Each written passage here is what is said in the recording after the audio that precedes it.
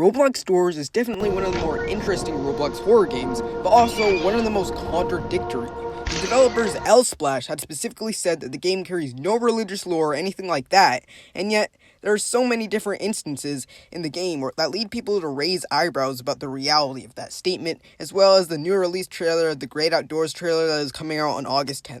So with these last few days we have to theorize about this new Roblox Doors trailer, let's find out the real lore of the game, because this new trailer is definitely interesting. Welcome, theorists, to where you are back at Investigative Game Speculation, the YouTube channel for investigating video games, their lore, their meaning, and everything else. With the new release of the Roblox Doors The Great Outdoors trailer, things have gotten fresh and interesting, so I'm going to, the best of my ability, give the full timeline of Roblox Doors from the hotel, tell what this new subfloor will have to offer, and also I have my own fan theories. If I'm being honest, this update is way bigger than I thought it was going to be. Rather than just a new edition of the subfloors, there is a lot more, such as being able to save the door you are on at the Doors game. That would be a huge and significant difference in the difficulty of the game.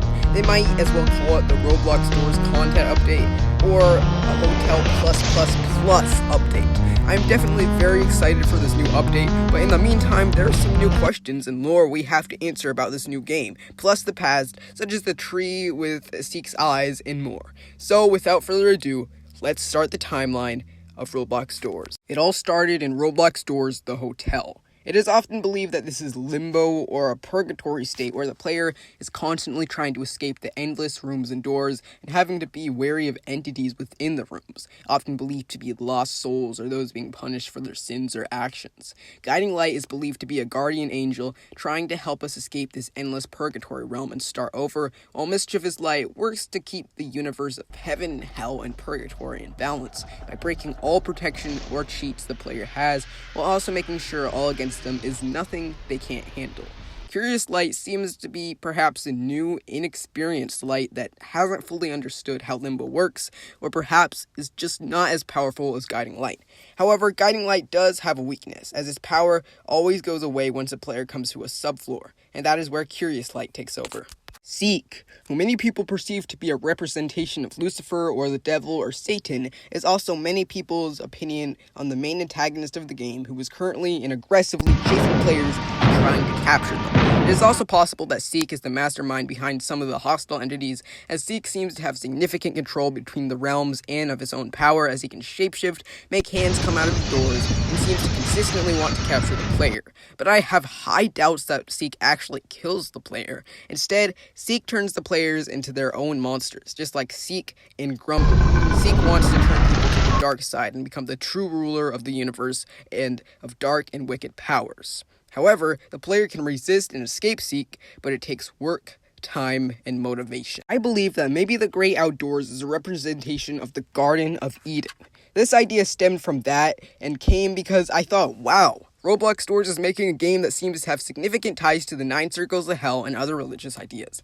Roblox Doors made a Great Outdoors trailer and has several gardens. Roblox Door might be making a symbol of the Garden of Eden, as in the trailer for the Great Outdoors we also see a fallen tree with Seek's eyes, and if we assume Seek is a symbolic representation of Satan, then the tree could represent the tree of knowledge of good and evil. For context, in the Bible, the Garden of Eden is the beginning. It's depicted as a place where God created the first 2 humans, Adam and Eve. Adam and Eve are told they can eat fruit from any of the trees in the garden, except for the tree of knowledge and good and evil, and if they do choose to eat that tree, then they would surely die.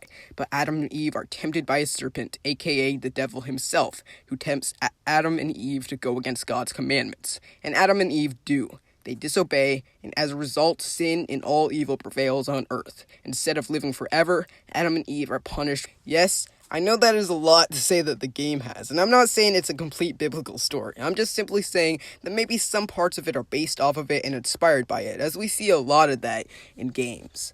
You know, symbolic meanings of history, lore, stories. Maybe sometime in the new subfloor we will go to the tree and find out who is on our side and who isn't. Lol. Anyway, the mines also shows a statue with the text saying Limbo.